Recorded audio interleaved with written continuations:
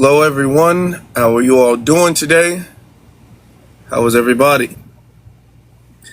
I'm glad that you all are able to join us today. Thank you guys very much. Waiting on more people, especially my moderator, to show up here because we can't start without her now, can we? Today, May 19th, is Malcolm X's birthday.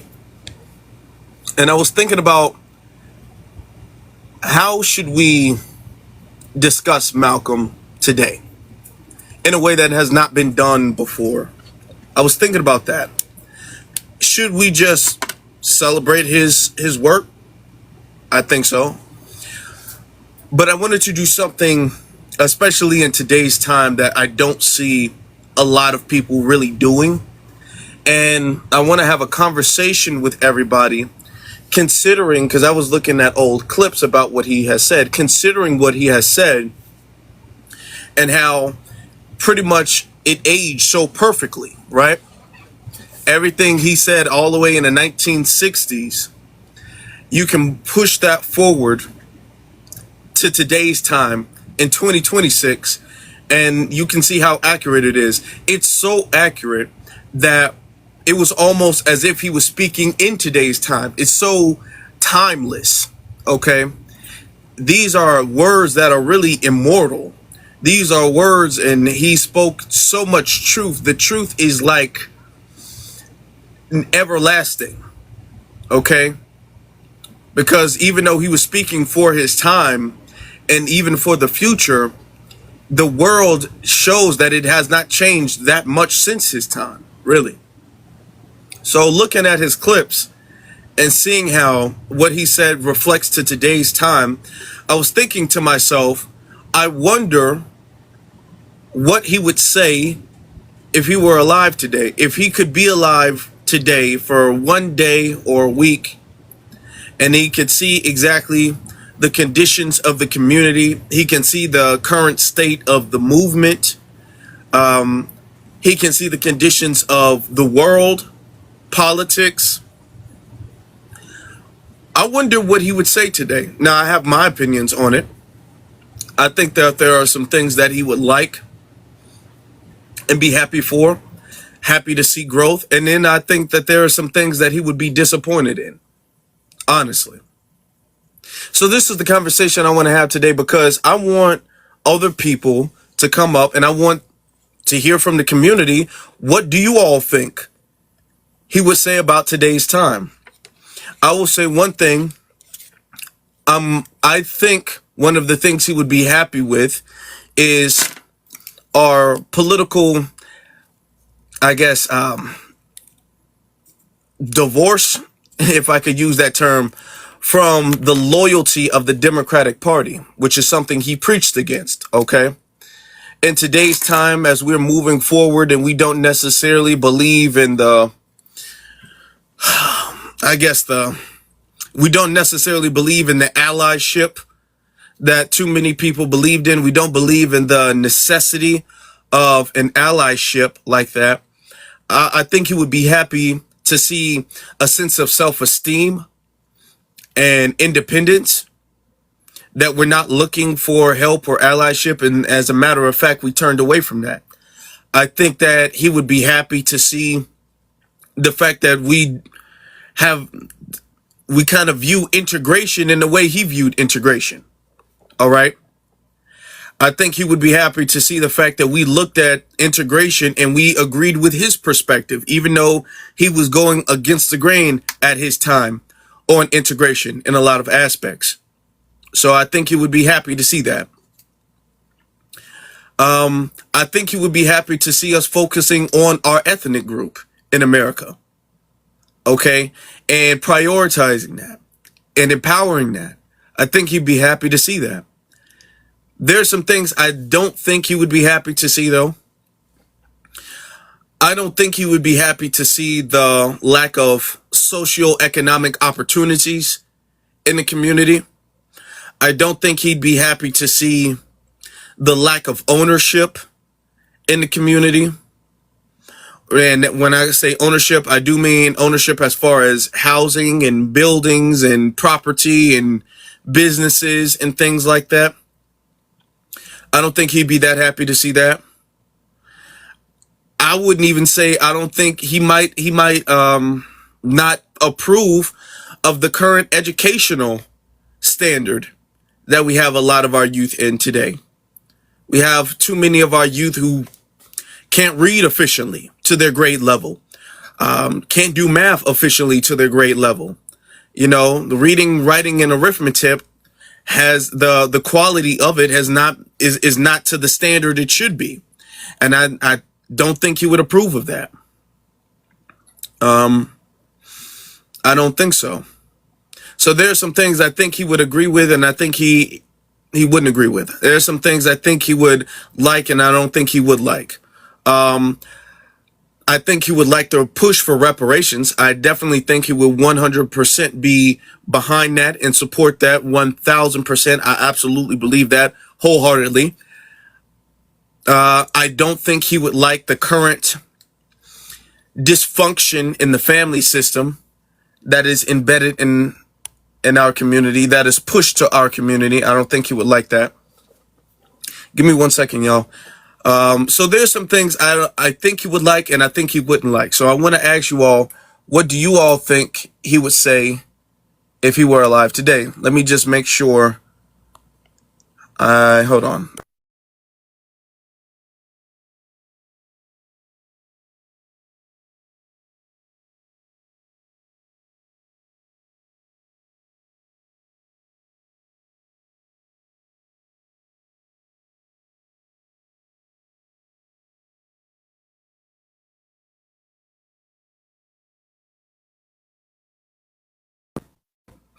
All right.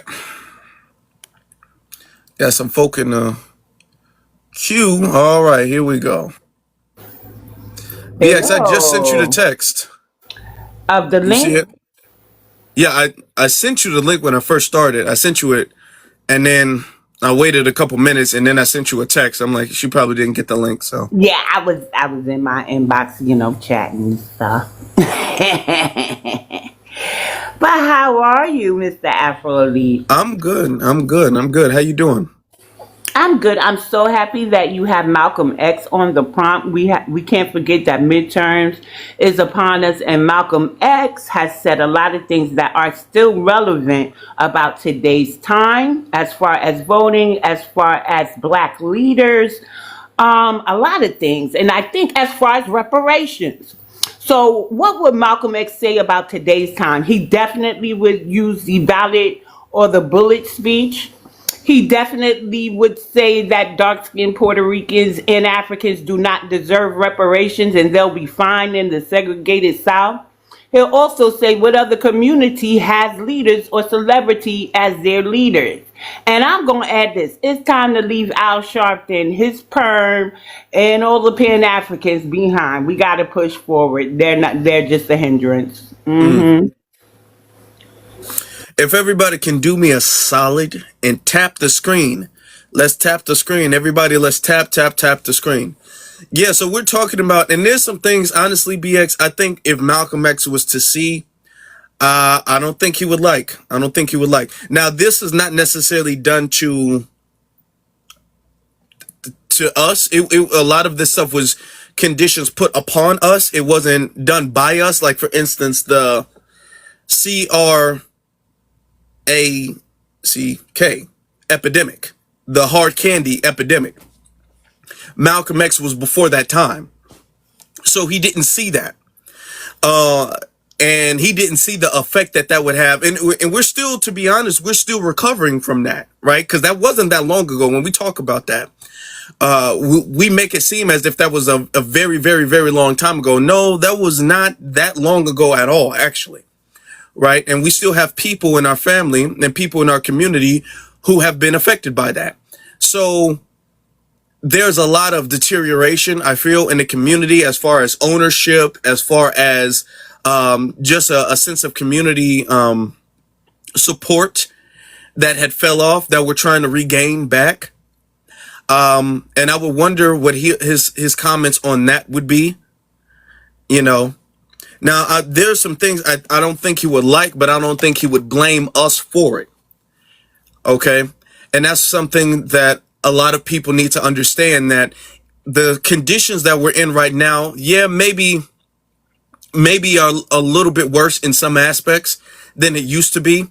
And a lot of people are like, man, I wish we could go back to that time and that back to that time. So there are some aspects, just as far as, ownership, people being able to buy homes and pass homes down, and businesses, just Black Wall Streets essentially being kind of prevalent during that time, where you pretty much had to go to a Black business, you had to go to a Black restaurant, you had to go to a Black school, and a Black this and a Black that. You literally could not go anywhere else. So, and we, unfortunately, that's not as strong as it used to be. So I don't think he would like that. Now, it's not as strong as it used to be. I wouldn't say that's our fault, though. A lot of that is not as strong as it used to be because that was systemically dismantled.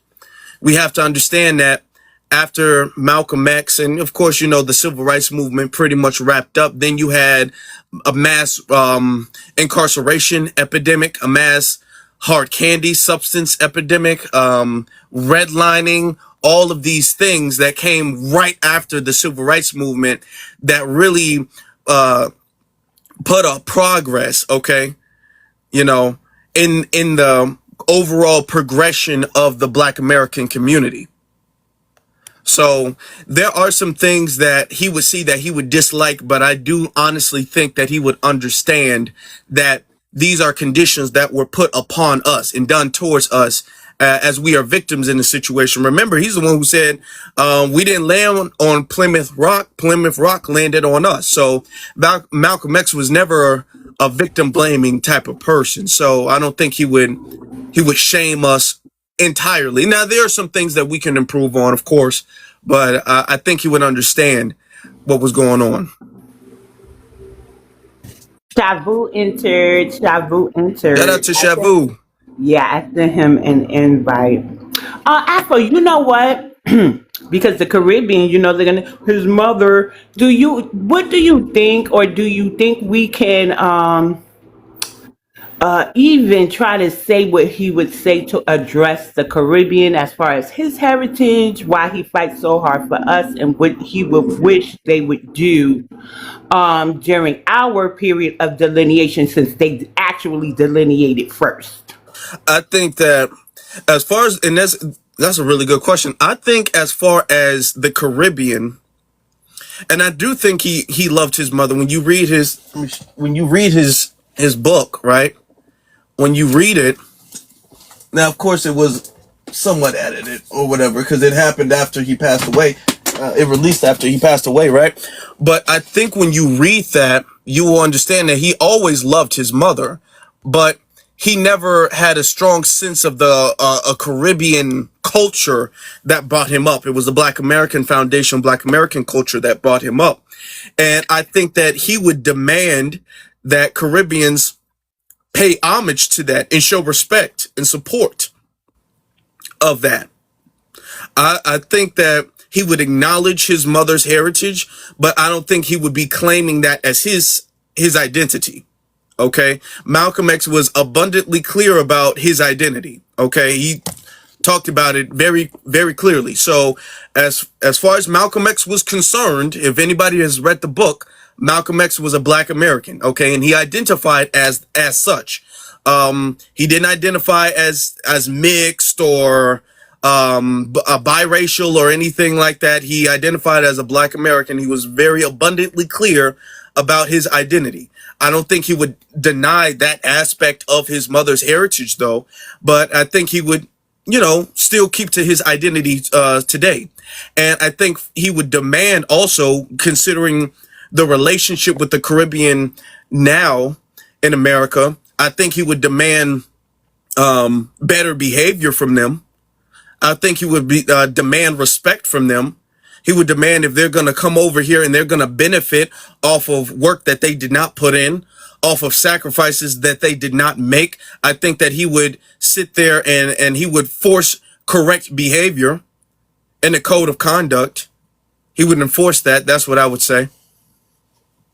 Thank you, Afro. And I see Shavu, peace to Shavu, who is actually from Harlem, and I know he gonna give us some really good insight about Malcolm X and the type of people Malcolm X family is and was certain time periods. Correct, nephew?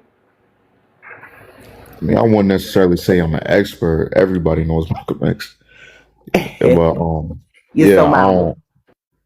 Yeah, my mother knows his daughter very well. But yeah, it's my grandfather used to see Malcolm X every day at 125th Street. My grandfather told me that himself. Because back in the day, back when Malcolm X was preaching, because Harlem was his stomping ground, that was his territory. So he was always out in 125th Street, preaching to the people and stuff like that. After he came to the Nation of Islam. So yeah, my grandfather used to see him every day. Okay. What do you think he would say if he was here today? You talking about as far as like today's times and like Hmm. with our community? Well, I mean, I will say,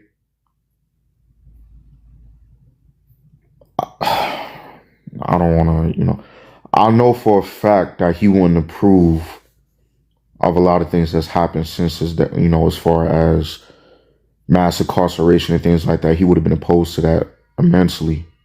Um, Given what he preached about when he was alive. But in today's times, you know what I'm saying, I think we could safely assume that there are a lot of things he wanted to prove, as far as what Black Americans have continued to go through even since the Civil Rights Bill has been passed. Because it's not like after the Civil Rights was passed that everything was all, handy dandy, and that's not true. But truth be told, Mr. Afro Lee, I don't know. I can't, as much as I look up to Malcolm X and a lot of people from Harlem, I can't really read a person's mind, and I could just go, I really don't know. You know what I'm saying? Because it's like a lot has changed. Harlem has changed. The people have changed, and it's not. And we've been attacked, and we're being attacked, in many different ways ever since the civil rights movement and the way Harlem is right now being gentrified. I really don't know I don't know what he would say. Truth be told, I'm gonna be honest with you. Okay. Well, just asking the community a question, so I respect whatever answer y'all have, with that. All right. Let me see what Mike Wallace, what do you think Malcolm X would say in today's Uh, time? About yeah, I'm gonna today's make. time. I think. I think he either would have been unalived again or he would have been Wait, underground. But I think his religion would have changed. I honestly think Malcolm X probably would have joined the Israelite movement. That's what I think. And I think with that, he either would have been silenced because he's too powerful, or he had to been like on some low key undercover shit. Okay. All right. Global G, what do you think Malcolm X would say about today's time? Afro, what's up, my brother? What's going on? I was on Tyreek's thing the other day. He's speaking good about you, brother. Keep doing what you're doing. Shout out to Tariq. I appreciate that. Yeah, we rap for a minute. But yeah, brother, I think Malcolm would actually revert back and say, you remember what I told y'all about those white liberals? They not fighting for you, are they? I think so, yeah. I think so too. I think if he could just be here for one day and he could see the the way the white liberals have turned, I think, and just the Democratic Party in general have turned and betrayed folk, I think that he would definitely call that out. Okay? Call out the betrayal. I feel like he would call out the betrayal of a lot of times when black people have allowed people of non black people to join their organizations and all that. I think he would speak against that. I think he would preach against that. I think he would, like I said, I think we're more on his type of page now than the masses amount of black people were during his time. I think during his time, it was just so kind of like, it seemed as if it was so radical. I think that's what made a lot of people like, oh man, I don't really want to go that far. You know, it's not, we don't have to go that far, but I feel most When you people, ask me, hold on, ma'am, hold on. Oh, man, I feel most, I feel most people today, most black foundational black Americans today would definitely be on his, I feel he would have a massive support, a much greater support base today than he did in the past. when you asked me for I some think he was more, more Hold I on, right was let's wing. hold on. energized. You were brought up, Couldn't see your eyes; they were up Hey, hey, inside. so, ma'am, stop. What are you doing? Stop doing that. I Why are you dropped her. doing? We're not but today. One no, moment, please, global. One moment, going on with the global. attempt of Babel. I got you, Global. So I don't think that today I have to really set the decorum. Foundational Black Americans know how to respect Malcolm X and his memory. When you come up on the panel, I will say this. Please just state if you're a foundational Black American, if you're Caribbean, or if you're some type of African from an African nation. Let's be honest, but let's have a good conversation and don't do that crap that she just did. This is about Malcolm X, okay? In today's times. Let's be respectful. Thank you. Go Yeah. ahead. I'm sorry, ma'am. I didn't It, hear you. You no, came no, in. I thought it's you were the same okay. lady. It's I'm okay. Yeah. sorry. Hold I on. heard a Let's get to, now here found it. Go ahead. let's see what Cece, what do you have to say? What do you think Malcolm X would say about today's time?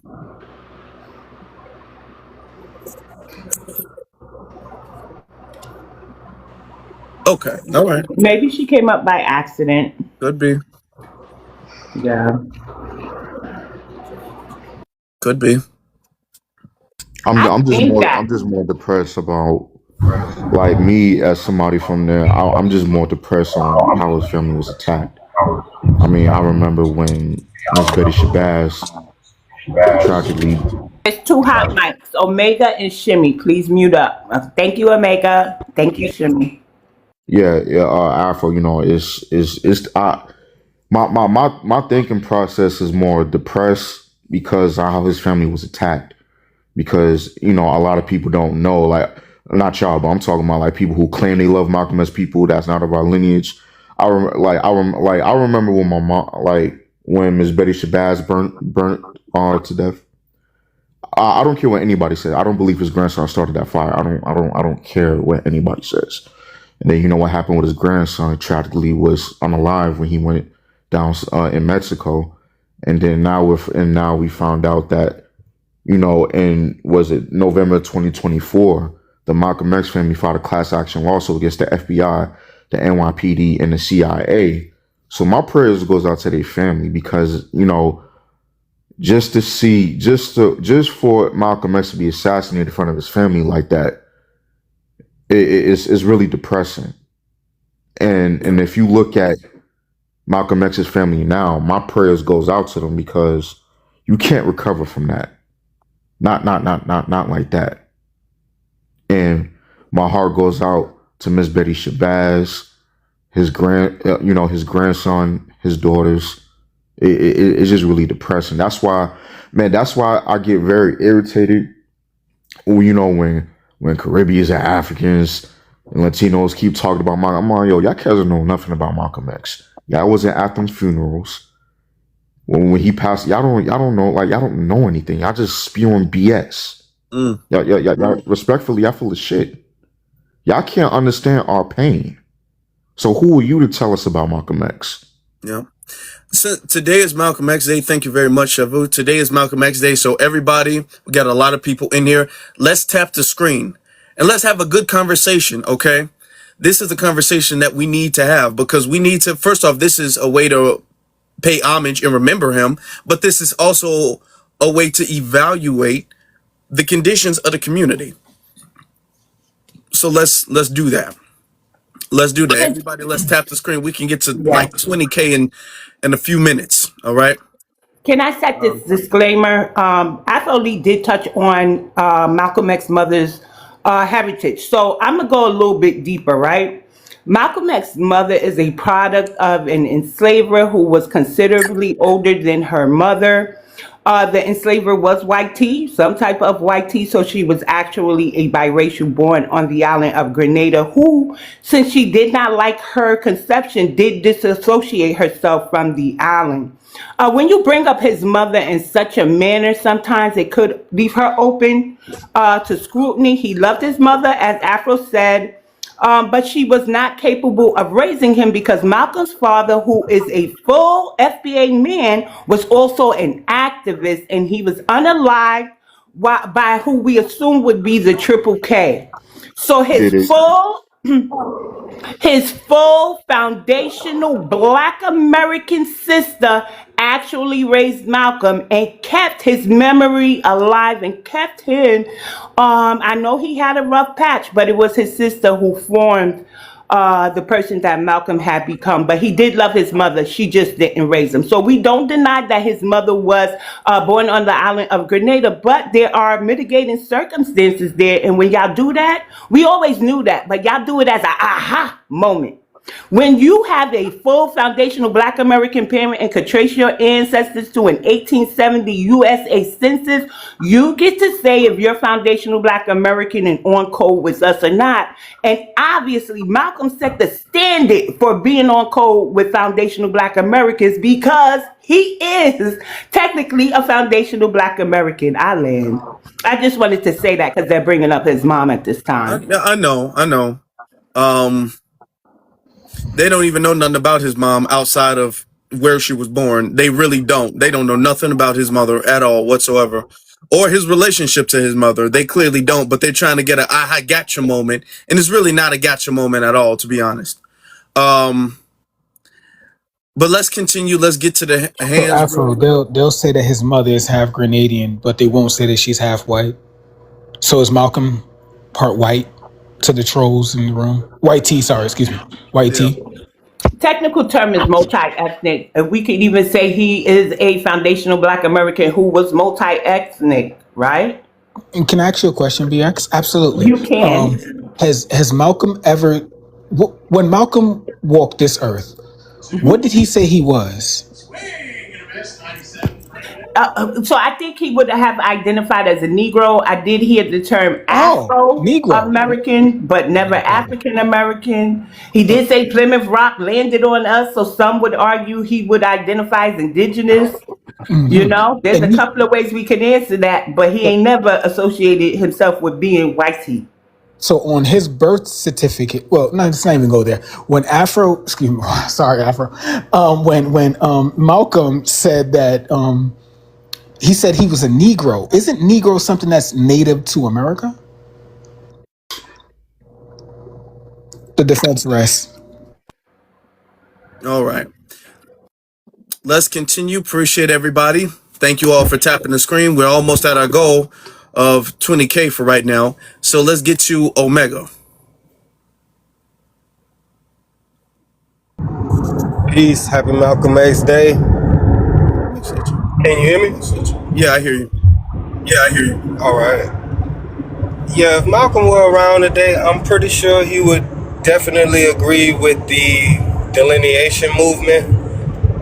With him, especially with him being a student of the Honorable Elijah Muhammad, who spoke vehemently about delineation in his works, different books that I have myself, especially, and I'm pretty sure he would be on board with that.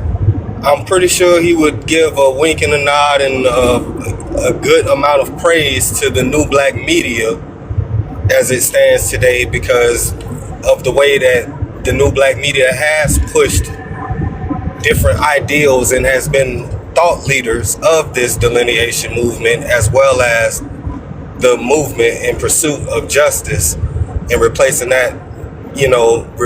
the system of YT supremacy with that justice. I'm pretty sure that he would agree with the way that we stomp down on tethers and the COONs and other people, especially the YT liberals and the Democratic shills. He would definitely agree with that. And I think that he would tell us as a the ethnic group, that we should go harder, because that's the only way that we are going to see that justice that we so strongly desire, you know. So yeah, I think he would agree with a lot of things. Now, he would have his reservations on different things, and I'm pretty sure they would be minor things. But I can't speak for the brother, but just going by the things that he said and the works that he did, I think he would be somewhat proud of what we are accomplishing in today's world. That's my 2 cents, man. I land my plane. All right, appreciate that. Thank you. Let's. Sage just wanted to let us know that he still want his place in the queue. He just wanted to kind of, put that little submission out there. Okay. Afro. All right, appreciate that. Let's get to. Let's get to. Chimmy. Yeah, Yeah. Yeah. I'm a big respect to Malcolm. Like I followed him, and Where are you from, real quick? I'm from Atlanta, but Where's your like I'm ethnic background from? Africa, from West Africa. West Africa. Okay. Yeah, From Atlanta? Okay. Okay. You're from what country? What country in West Africa? I'm Nigerian. Okay. All right. Well, Yeah, what do you think he would say in today's time? I would say like I can't say the brother's hat because he was a man of like upstanding. Reading about like black fights and black civil rights, he was one guy like he was painted as like being violent and harsh. And Malcolm was painted as being easy spoken and able to work with the white folks. But when I came over to America and I did my own research on Malcolm, he was a guy like I liked better than Martin, MLK. So and like I started like doing more research, and I found out like when Malcolm came to Africa, he was told to stay back in Africa, but because they were trying to kill him, and he said no. You gotta. Ooh, you can't say that word. Yeah, he was sounding like he was Yeah, I sounding love like the TikTok shop. Shout out to the TikTok shop. so he was trying to be like unalived. So, but he said he can't stay here and fight for his brothers. He got to go back home and fight for his brother. And like after that he passed away. But like for me, like Malcolm has been like when I say like role models of like when I was trying to come here like see the African American that I wanted to see, like that was a guy like I had in my mind. That was the kind of personality that I wanted to see, like strong black man like that who was outspoken. And I don't understand like most African leaders who followed his same path, who were working with him and all that stuff, who met the same fate like him, like they have the same mentality. So like for me, like I would say that he would have been like if he was alive right now, based on my observation of him, he would have like be like a fire that will make us burn more to like desire more as a like based on ethnicity black, like he would have made us like desire more for our own self, like he wouldn't allow us slack in any type of way. Okay. All right. All right. Let me add. Let me add though. I don't think he would like the deliberate pinning against each other of him and Dr. King, which was a thing that was a big thing until very recently. Okay. And we had to kind of really shut that down. We had to really bring out the truth and shut that down. But I remember growing up, it was a Malcolm X or Dr. King, and it couldn't be both. It had to be one or the other, and that was orchestrated, that was manufactured, and they manufactured a this or that between him and Dr. King as if they were some type of rivals or something like that. And if he were alive today, I don't think that he would at all agree with the artificial rivalry that they had tried to manufacture between him and Dr. King at all. So Yeah, but or Afro trying to growing up. uplift him by taking shots at Dr. King or vice versa. So I don't think he would approve of that at all. Yeah, but Afro growing up. like they will always say that Malcolm X was the violent civil rights leader. Like when I was growing up in school, that was a narrative they spun around. But Martin Luther King was the peaceful one. Malcolm X has never been in any type of violent altercations when he was with the Nation of Islam. So I don't understand where this whole narrative came from with Malcolm X. It's always been like that. Yeah. Very true. And you And know what I had to tell people, y'all? Because even some of us fed into it. And I said to, Facebook in the days, I said, so one was about self-defense, right? By any means necessary, meaning protect you and yours by any means necessary. That's self-defense. He wasn't violent. He was about self-defense. And MLK was about nonviolent protests. And so it's just that the white T liberals did not like him calling them out. I got it. That had to come from the white T camp, whether left or right. yeah, and also it gives a contrast, right, to Malcolm X and Dr. King, because it really highlights the differences between the two, when actually they're way more, especially later on in their life, they were much more similar than what the media would like to portray and what the school system would like to teach about. They were a lot more similar. So, of course, in order for Dr. King to be super, super peaceful, they have to contrast him and juxtapose him to the super violent and angry and aggressive Malcolm X, right? Because one person being more angry and violent and aggressive makes the other one that much more peaceful and docile and patient and nonviolent and all this and that. So they also used that to create a further separation, right, between the two. And it was artificial, it was man-made, it was manufactured propaganda, which is what it was. Can I add something to the lady? Hold on, let's get to the next speaker real quick, though. Let's get to Alicia. Do you mean Aisha? Aisha, sorry. Yeah, no worries. Yeah, I just wanted to say, yeah, happy Malcolm X Day. I actually did not know today was his day, so yeah, thank y'all for letting me know. I think that first of all, him and MLK are like my top favorite activists, and I definitely see both of them as role models. Didn't know And today was his day. no, I'm not gonna pretend that I know everything. So yeah, I'm not going to pretend like I'm a know-it-all. So yeah, I just wanted to say that Can I? I'm gonna let you finish, and then I'm gonna ask you a question. I'm gonna let you finish, though. okay, sure. I wanted to say that what he would think about this time. I think that he would, if he was here, everyone would definitely be a lot more guided. I think he was a very effective leader, and he would have been like a compass for us to kind of know like which way we should go. I do think that he would be pro delineation and pro like Black American people trying to uplift themselves in particular, but I think he would also be a Pan-African. And I don't think he would be pro-Trump, like some people are trying to be pro-Trump just because Trump is anti-immigrant.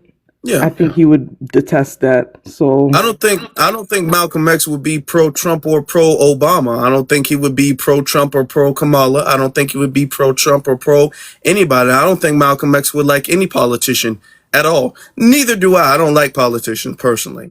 Let me ask you a question, Aisha. Have you been with us before?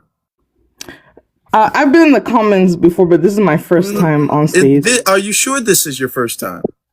Because your voice sounds very familiar, Aisha. Yeah, this is my first time on stage. I know. You sound like you're about to laugh, Aisha. Just tell the truth. Is this I'm your so first serious. time? I'm so serious. I'm laughing because I've been in the comments before, and if I say something, Aisha, don't do I'm that. serious. Don't do that. Come on. I know it's I'm you now. serious. Don't I'm do that. serious. I know it's you. I know it's you. Come on. Don't do that. So here's You what come she up with a means, new Afro. profile every time. Don't do that. Come Exactly. on now. It's Afro, the I who is know this first it's chick? you. time that profile has been up here. Your name is Noah, correct? Come on. No, Tell the my name is truth. Aisha Johnson. This is my Okay, government name. but do you have another page and we called you Noah on that page? No, I swear.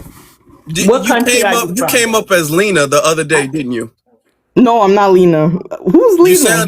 You sound All identical right, to let's her. not censor her, but I Uh, think uh, that's But Noah. okay. But I I am appreciate. Nigerian. I am Nigerian. So I mean, Uh-huh. does it How did I sound Wait, know? How did African? I know African But you were Johnson? Nigerian? That's interesting.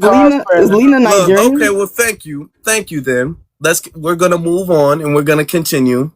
I know it's you. I knew it was Afro, they the play first I'm too time many not you were games, talking. Lena. bro. That's why I Who is almost Lena? stopped you. And I said, I'm gonna let you finish because I already knew you were gonna try to tie this into something else. I already know.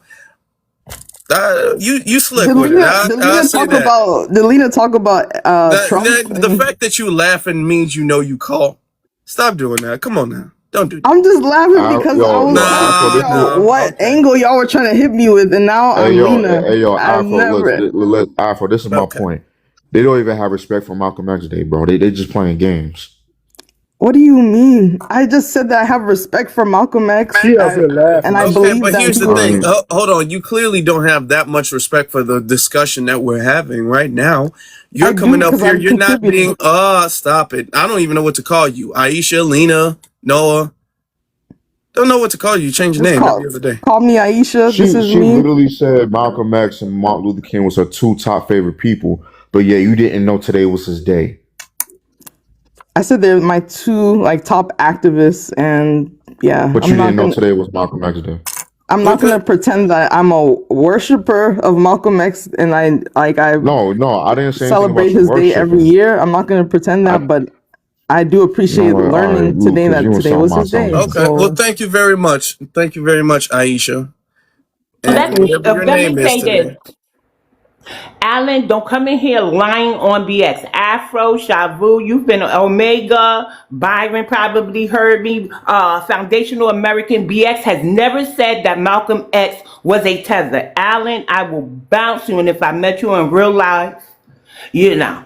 So stop it. Don't lie on me, cause I ain't a Well, liar. and here's the thing. I think Malcolm X, when you bring up the word tether, I don't think Malcolm X would have an issue at all with the word tether. I think he would be using it. If the term tether was around during that time, he would be using that. Okay. He would absolutely be using that. He wouldn't have an issue with that word because he would be disgusted with y'all behavior. He would have a problem with y'all behavior. Okay. The fact that you guys are clinging on to some aspect of his heritage being from the West Indies, and you're trying to use that as some type of bypass for your problematic off code behavior, he would be offended by that.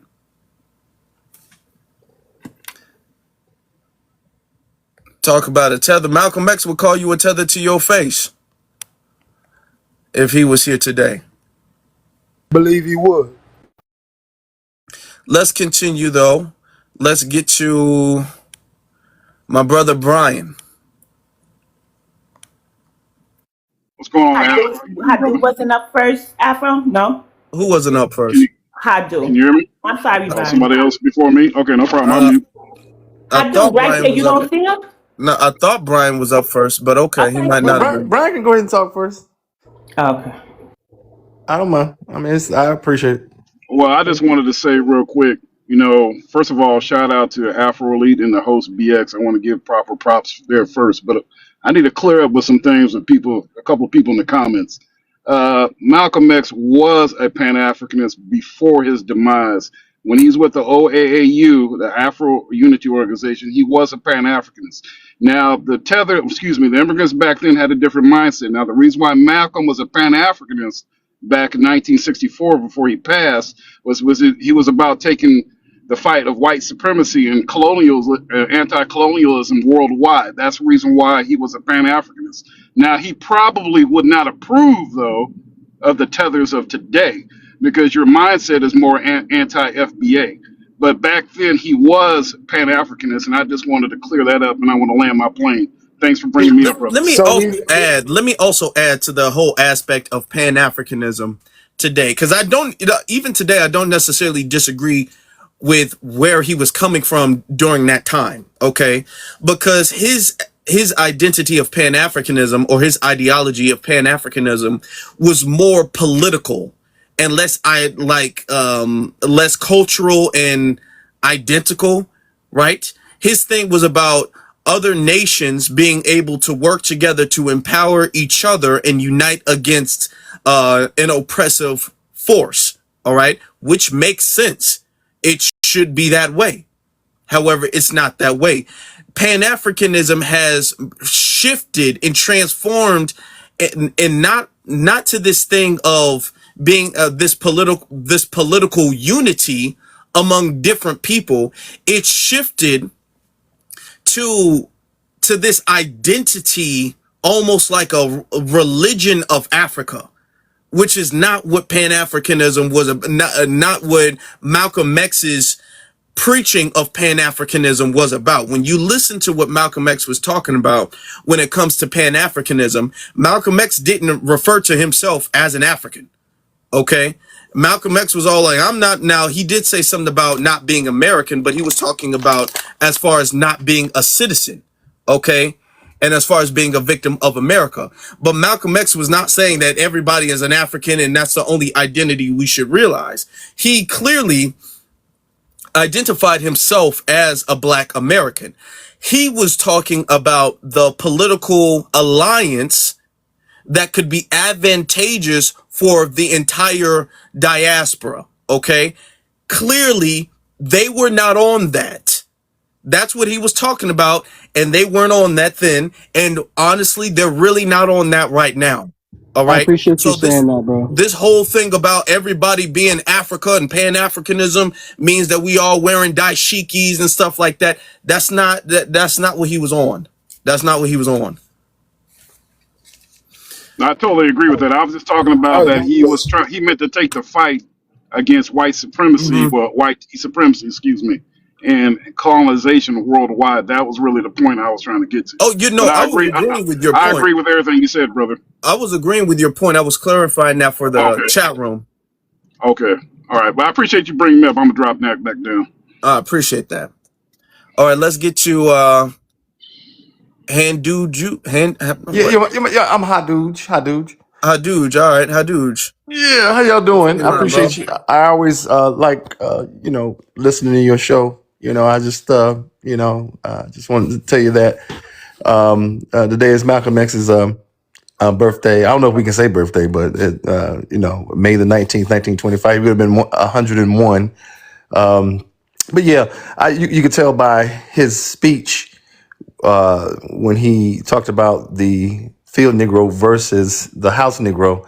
I think you could kind of correlate that with the reality of, you could throw tether in the context of house nigga. You know what I'm saying? And that's how I feel like you know that his stance may have been that. But in terms of Pan-African, I think that Pan-African is still political. I think what has happened is there was this movement where people began to say Hotep, and it came out of the movement of kind of like an Egyptology kind of identity, where everybody had took on that persona of, like you said, almost like a religion, like Africa.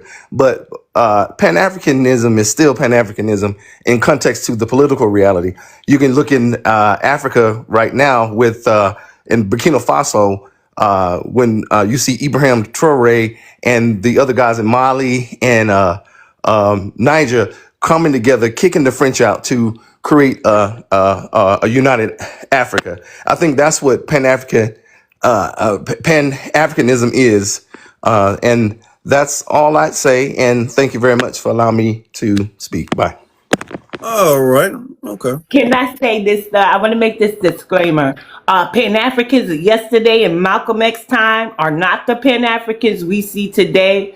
I can give credit to those like in New York who demand that stores in a certain area shut down for, I think, 4 hours from Malcolm's birthday. I can give credit for those who say our children need better education, so they opened the school even though they was getting donations since Dr. Umar were. They now have 3 sites. I can say kudos to the Pan-Africans who, and I've only found about 3 or 4 that say we don't want the Caribbean harmed. We think they need repaired. They just can't ride our reparations claims.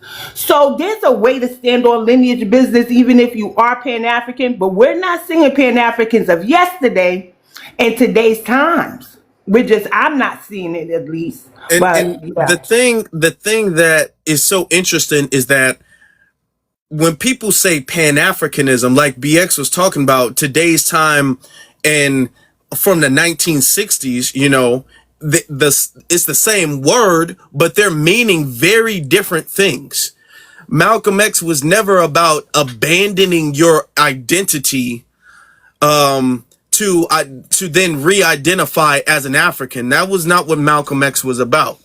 Abandoning and not acknowledging your identity, your ethnic identity, to have this generic identity from Africa. He was not about that, okay? And a lot of Pan-Africanists today are about that, are about completely abandoning ethnic identity, really Black American ethnic identity, because they don't enforce that on anybody else, but Black American ethnic identity to pick up some type of generic African identity, you know, and that's what a lot of Pan-Africanists today preach, right? Which is why when we say we're foundational Black American, they get all upset and in their feelings and stuff. So, not Sharu. Nobody states that Tinubu, who is the president of Nigeria, insulted Kenyans on the news a month ago. He asked, is that Pan-Africans? Also, Global said he would not finish his submission because you and the African, I guess, Shimmy, kind of cut him off. So I told him to request back up. Oh, okay. Well, I thought he landed. All right. Well, we'll request back up. Let's get to, ST Retro. I don't know. Sterniricho. ST and Retro. ST and Retro. Okay. You need a different prescription for those glasses, Afro, and I'm going to tell Miss Nisi. Nah, sorry, nobody, not a single person has been able to say it correct. So you valid, bro. Thank you. Okay. I'm not even joking. I'm still telling. So I do have a being question. messy for no reason. What is? I'm just trying to get educated on this. Like, what is the difference between Pan-Africanism and FBA? Well, Pan-Africanism is ideology and a belief system. And to be honest, there's different versions of that. And FBA is lineage, is an ethnicity. So that's the difference.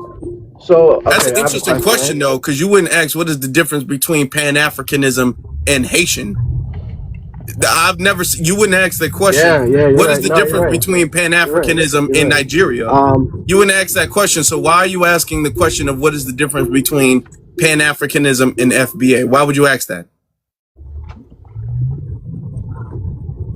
I just wanted to know. I've heard both terms used often, and also would I be considered FBA if I like have been in this country like for like I think like 300 years, like my family? Does your family trace back to the 1860 census, U.S. census? 1870 U.S. census. I always get the 70 and 60 mixed up. Yeah, as a Negro, do they trace as a Negro during the census during that time? I believe so. Like, we trace back to chattel slavery. Are your family immigrated? Or any member, your mom, dad, have they immigrated to the United States from another country? Not willingly, no. What does that Are mean? you What does that mean? Pan-African? No, no. I'm saying like we have never immigrated. We came as slaves. Well, because you said Okay. not willingly. Right. And Okay, also that's it's important to note that the Caribbean had their own form of chattel slavery. So when me or the host ask you, do you descend from US chattel slavery and can trace your direct ancestor to an 1870 census, that's what we're asking because not Oh, okay. everybody Yeah. can Yeah, no, trace back to Africa. I directly trace back to U.S. chattel slavery on both sides. That's why I was okay. just wondering So if what that. is your question about what? Okay, let me ask you this: what do you think Malcolm X would say about today's time? I would say that he'd be probably appalled. I mean, I feel like right now, so I've always thought of this, we still have not been able to gauge what the long-term effects of American chattel slavery is because it's never happened in history, anything this abhorrent. So to see our own people kind of like tearing each other down in the sense of like, you know, black men being like, oh, I'm going to choose a white woman because of this, a black girl is this, and then black women being like, I'm going to choose a white man because a black man is this. And it's so crazy to think like you see like we don't even know what the long-term effects of chattel slavery is, and we're kind of just starting to see it now. And like their response to those effects are like, I'm going to choose the people who perpetuated the chattel slavery. So essentially, you think that Malcolm X would be appalled by interracial relationships? Not entirely, but between white and black, yeah, I would think so. Okay. So you think out of what he would say today, you think his biggest gripe would be black and black and white T relationships? So I wouldn't think that his biggest gripe, but I would think that he would see that and see the way, I've gone into so many lives and I've heard, black women saying that black men are bullet bags. I've heard that they're, like I've literally heard things that I've only heard from white men.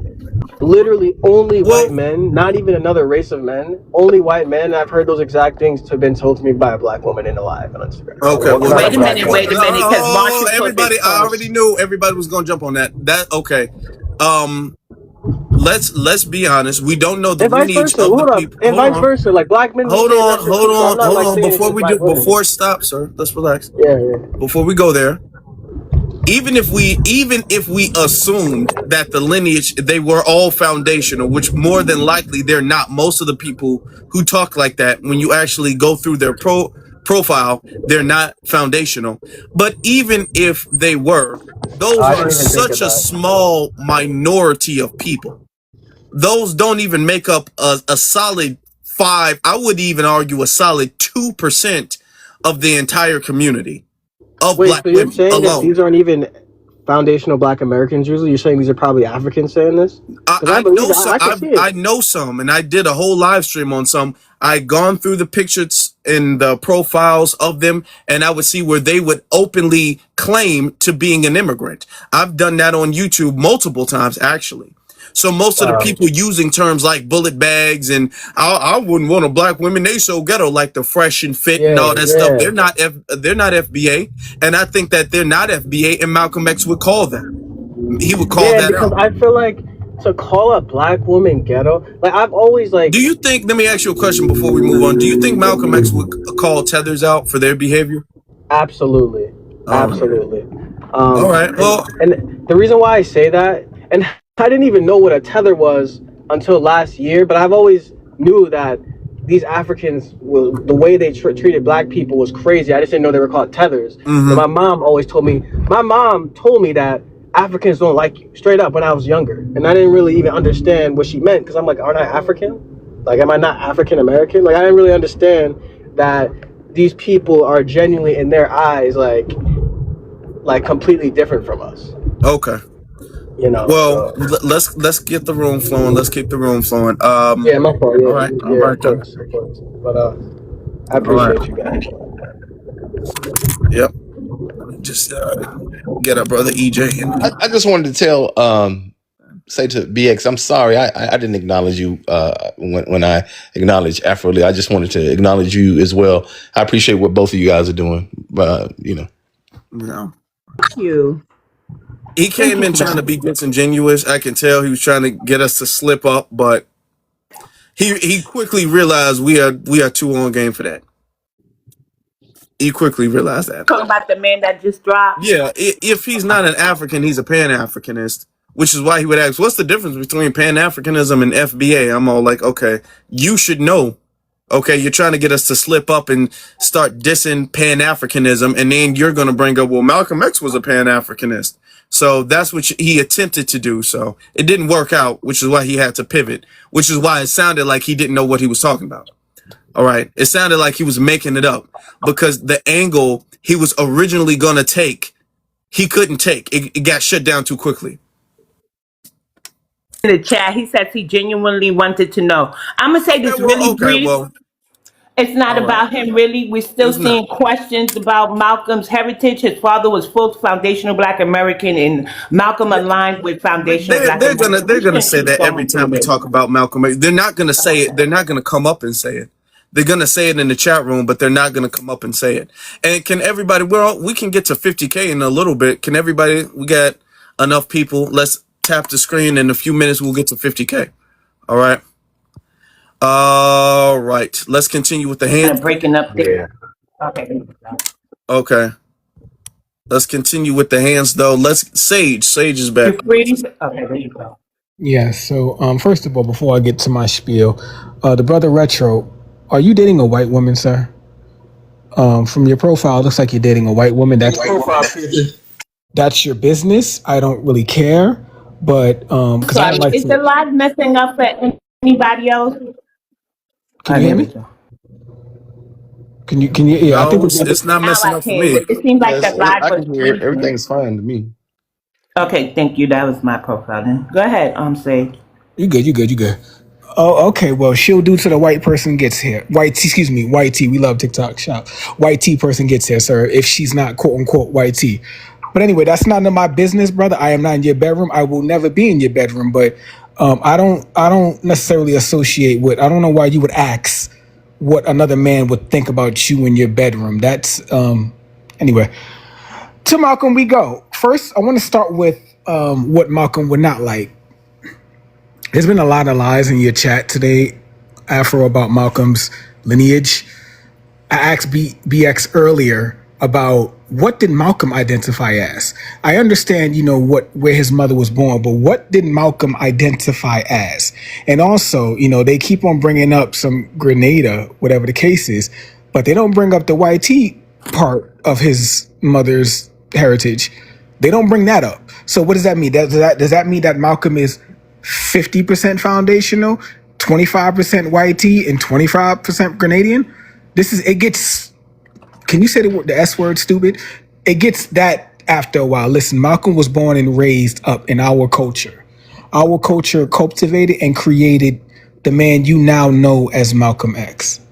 Okay, what would Malcolm not like? Let's get there. He wouldn't like what you guys do on the damn Parkway in September. Malcolm would not like Carnival. Malcolm would not like that whole situation y'all got going on in Nigeria. Malcolm would not like that. Malcolm would not like your presidents coming over here trying to take the energy from our ancestors in New York and bringing it back there. Malcolm would not like the fact that you people come over here and say we have no culture. Malcolm would let me continue on what Malcolm would not like. Malcolm would not like the fact that you make it seem like his people of today don't exist. Because most of you foreigners act like we don't even exist. We're just some damn ambiguous Africans running around. Malcolm would not like that. So Malcolm would not like you. Now, what would Malcolm like? Malcolm did. And I'm glad the brother responded the correct way. Malcolm did address off-code melanated people from overseas. You better stop. Malcolm did address that. He absolutely did. And we have that on footage, right? Now, he didn't call them the T word. No. But he definitely addressed them as an other. Was Malcolm Pan-African? Yes, he was. His ideology, he believed that all people that looked like him, that wore his same uniform, should be on, basically on code and on board with him. Absolutely. Absolutely, he agreed with that. I'm not denying that. Does that make Malcolm an enemy? No. Malcolm was someone who I idolized. Malcolm, I like to think Malcolm created the Minister Farrakhan's, the Khalid Muhammad's of the world today. Malcolm created, I would know, not listen, BX, okay, I'm just throw this out there. Malcolm created the man you now know as Jason Black. He created him. The ideology, the way he acts towards things. That's Malcolm. All right, Malcolm Jason. created, leave me alone. Malcolm created Afro Elite. He follows in his footsteps. This is all his children. And you guys come over here today to America and tell us we don't have no damn culture. So again, what would Malcolm say about today's time? Malcolm would definitely call people out that are against his own people. Malcolm always spoke out loud against people that were against his lineage. Malcolm worked with Bumpy Johnson in Harlem, not the Bronx, in Harlem. Okay, and leave me alone. Malcolm worked, with Bumpy Johnson. You understand? They were of the same people. Bumpy just they wanted the same things to happen. They just went about it differently. There was truly real no difference between Malcolm and King. They wanted the same damn thing. They just went about it differently. I don't go about things the same way that Afro goes about it. Matter of fact, Afro knows me personally. He knows how I do, how I handle certain things. I don't do the way that he does. And he knows that. He knows what I do. So we don't have to, as long as we want the same goal and as long as we see the same damn finish line, however we get there, brother, we get there.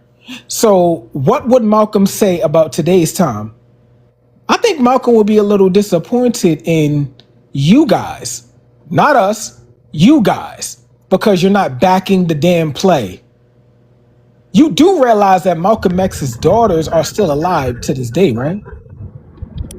You do realize that, right? They're not passed on fossils. They're actually here. Why don't you ask them how they feel about people such as Burna Boy, Nicki Minaj, all of these foreigners that come from these foreign lineages that have something negative to say about us? Why don't you ask them? And also, why don't you ask them if they're Grenadian? How about that? Why don't you ask the children of Betty and Malcolm if they're Grenadian? Ask them that today because they're still alive. Why don't you ask them? With that, I'm a land. Malcolm's daughters, I believe she was speaking on the N word and she didn't like it. Hey, It's yo, not mistaken. Sage. I could have it mixed up, but I believe it was Hold his on. daughter. Hold on, everybody. There's still a couple of people who haven't spoken No yet, problem. so we got to make sure we be fair to everybody. Yeah, Let's get to I think I was. foundational, and then we'll get to uppity, and then EJ. Peace, Apple. Peace to the panel. What's up, Shop? How you doing? What's up? Peace Oh, to the salute to my panel. brother Foundation. Thank I'm you for sorry, I didn't having see you, me. brother. Thank you for having me, Afro Lee. I appreciate you, family. I think when it come down to it, right, Malcolm X, a lot of the immigrant class try to utilize Malcolm X as a way to try to tie themselves to us, and they speak on the fact that he was a pan-Africanist, right? Not understanding that he was a pan-Africanist of that time, right? And of that time, he went to the African summit where he asked the African leaders and he said, you know what, guys, can you guys help me? I'm paraphrasing, this is not verbatim. And they told him, my problems are my problems and your problems are your problems, right? They literally told him to his face. And had he had still been alive to this day, he would have saw the continuous disappointments. He would have saw that the immigrant class are the tools of white tea supremacy. He would have saw that they are the sword and shield and the buffer for white tea supremacy. And he would have definitely been no different than how we are today, right? Understand that we are literally in direct correlation to the energy of what Malcolm would have today, right? because we came loving. All of us came loving. We haven't always been like this. We embraced everybody. We open arm. What's our motto? We want to see everyone black win, right? When we watch sports or when we watch basketball, that's our motto, and that's innate. And what's their motto? I want my insert country to win, and that's innate also. And so after a while of constant undermining, after a while seeing even in their own countries and continents, they're undermining themselves, unaliving themselves, and working with white supremacy and taking money under the table to undermine each other. This is the issue. Now we have somebody that brought up Mali, Niger, Burkina Faso, right? And said he kicked out the French. Like that was a good thing. No, they didn't kick out the white team, man, because they just did a deal with Donald Trump for $100 million for resources and security. So they didn't really kick nothing out, right? Aren't there money under the banknote in a banknote in Paris? They still utilizing white tea. White tea still have their hands in the pot. So we're not going to sit here and act like that was the great example of what pan-Africanism is, because they're still doing deals with the white tea, and they're still unaliving people in Burkina Faso, right? The Muslims is going crazy over there. So there's no real pan-Africanism. If we were to say what pan-Africanism is, that is an American concept. That's not an African concept. That is something we created. They don't even get along with each other. They don't believe in pan-Africanism on the continent. They can be in the same country, Igbo in a Yoruba, and they fighting against each other in the same country. So it's a lot of people trying to find a way to clean themselves and utilize Malcolm X as a way to create psychological warfare and shame us.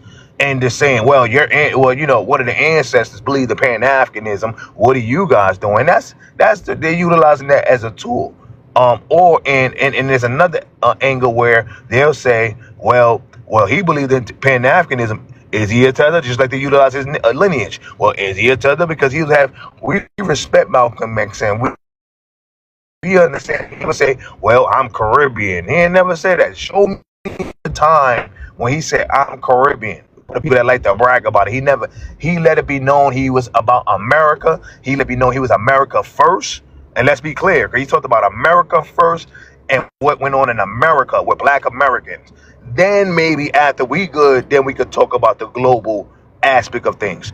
Kind of like what we doing now. We talk about us first, because charity starts out. And then maybe when we good, we can possibly align with people that's a part of our agenda or that have the same agenda as us, right? It's never about hate or vitriol or I don't like you because you walk a little different. It's the simple fact that you're working with white supremacy and the systems in place to undermine. And therefore, if I'm throwing my Mike Tyson punch and you jump in the way of that punch, you can't complain about getting hit. You're going to get this hit. I'm a land. Hey, yo, And I'll make Marshall. this disclaimer. I agree with foundational. When we talk about the children of activists, please brace yourself sometimes when you want to know certain things, because the children of activists aren't the parents, and their viewpoints may be slightly different. I just wanted to put that out there. I'm not directing that at anybody, but I mean from Muhammad Ali's daughter to Malcolm X's daughter to the Kings to the this one to that one, the third. Khalid Muhammad's son. We have to understand they may have a slightly different vantage point or viewpoint than their parent. I just wanted to say that. I yield. Yeah. Can I say this? Now, I brought Black up because, Black, you said something very interesting in the chat room. What did you say? I said a few things. Which one? When I was talking about Malcolm, so I think now if Malcolm was here today, I don't think he would be as revered right now as he was since he passed away. I think he would have been ostracized a little bit. Oh, really? Because Okay. yeah, Why? well, one, Malcolm was he was a Muslim, right? And imagine, I think today he would have been trying to tell a lot of black people to put down the alcohol, stay away from the pork. And there would have been a lot of blacks that would have in my opinion, would have tuned him out just for that. Because there's a lot of us, not myself, but I'm just saying us, because as a group, still eating pork, drinking alcohol, But wait, Hold on. on. I want to see how long it takes you. I want to see how long it takes you to get to the comment that you made, which caused me to bring you up. About the tether. Yeah, Oh about the. yeah, yeah, Oh, yeah. I was yeah, gonna you get that. remember that comment No, about I the was tether gonna. comment. Yeah, I said a few. Okay, I all get right. to So all of it. what'd you say exactly? Because I'm looking at it right now. So Yeah. So I think, judging what I see on TikTok, if you have one parent who is an immigrant, then you would be considered a anchor baby or a tether. That's not And true. a gentleman that just spoke earlier was like, oh, Malcolm was saying he was rooting for he was like, I'm a black American. All of this is about black American. Well, from what I've seen on TikTok, that would be classified as a tether because he's not acknowledging where his mother comes from. And yeah, so I think Malcolm, I just think That's I wrong. don't Hold on. think Can I I correct don't something think real quick, Malcolm would have Afro? been I don't think this generation would have respected That's not Malcolm the true. way he should be respected. But that's not the definition of a tether, though. Yeah. Hold on. and Yeah, I let me wanna say this pause real quick before since y'all he addressed respond. me. Before y'all respond, I wanna Okay, pause. I'll I chill. saw that comment and I dropped the other brother to bring you up, and you didn't. And I told you to address what you said in the chat room, and you skipped over that. You knew that was the very last thing you said in the chat. You know how many And then you comments I came up put? and you was all like, well, he was a Muslim and he didn't want people to drink and smoke and all of that. You skipped past that tether comment. Well, Okay. no. You tried to Look. no, you know why I I brought you said, up, and you I tried to said, like, dance around that. So you I made started this about 20 conversation off comments. disingenuously, but I'm gonna pause and I'm But gonna let hold on, scroll back because I made like 20 but comments. you know the last comment All that you right. made, and I immediately brought you up Yeah. after that comment. And then you All tried right. to, you So came this the up and games you that. acted obtuse about what comment I was referring to. All right, so Yeah, so real quick, this is the games they play, right? They tiptoe, they talk crazy in the comments, and then they start tiptoeing when they come up on the panel, right? nah, So now shut your when we talk about, see, now you're gonna start crashing out. nigga. No, I'm we up ain't here, doing that. Nah, we ain't doing. No, We no, gonna no, start no, doing that, man. no. You need to nigga. I'm chill up out, here. dude. Chill out. Chill So, out. so as I stated earlier, when it come down to tethering, right? When we start utilizing certain words, understand what they mean. Malcolm X would never be considered as a tether because a tether is somebody that cosplay and do things to undermine the Black Americans, not somebody that have a lineage or by ethnic that's on code and doing what they need to do to push the black agenda, right? So he would not be considered a tether because he wasn't doing anything to undermine the black Americans. As I stated earlier, he was black American first. He was worried about what went on here, Mhm. making sure we have our defense here, making sure we're good here, and then maybe in the future we can possibly work about aligning ourselves with other people. This is exactly literally before he came up, I said these angles that these people like to utilize. Well, he's a tether because this, and they make this weird angles to try to either shame or try to make us look at Malcolm a certain different type of way because a lot of these people utilize psychological warfare, and this is part of the psychological warfare that I But brought up Marshall, how many earlier. times? Now, real quick, Shavo. So now the brother talking about he was Muslim, so not a lot of people. You know how many people, especially in Philly, the all of Philly is Muslim, Black Americans. They put down the I'm talking about GANG members, right? They put down the pork and they do their thing in Philly. So I don't know what you Yeah, talking about. Philly. Yeah, you're right about Philly. Philly is a bit of an anomaly I when you know I'm talk. right. Yeah, And But what you here's no, the do? No, thing. no. about Philly, I Hold, but know hold I'm on, right. hold on, hold Yeah, on. go ahead. Here's the thing though. Even back during what he said back then, it was against the norm. It was unpopular back then. So you're making it seem like he would be bashed and shamed today. He wasn't saying anything more popular during his time. The reason you have an issue is because you're all like, uh, you don't like the use of the word tether. That's your contention. I'm about So Afro. that makes me ask you, where is your family from? Afro, yeah. but Afro, So but here's the irritating part, right? Hold on. Where's your family from? yeah, so half my family is from Virginia and the other half is from the West Indies, Where at in the West Indies? Here we go. Jamaica. There you Okay. go. So is this why you feel some type of way about the word tether? Well, Because you're a well, biopic? Well, what I'm hearing is that tether must have a few different definitions. Because what No, this it brother doesn't. just said, if No, it No, it well, doesn't. no, it hold doesn't. on, It doesn't. listen to. Okay, fine. Okay, but what?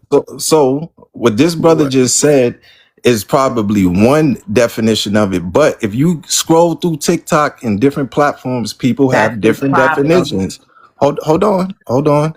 If you depending on what page you might end up on, you might hear the word tether is just for anybody who doesn't have who maybe their parents weren't born here, one parent wasn't born, or All right. they could be Can I stop so you? Because I'm gonna give you correct definitions, and I want you to keep in Talking about mind.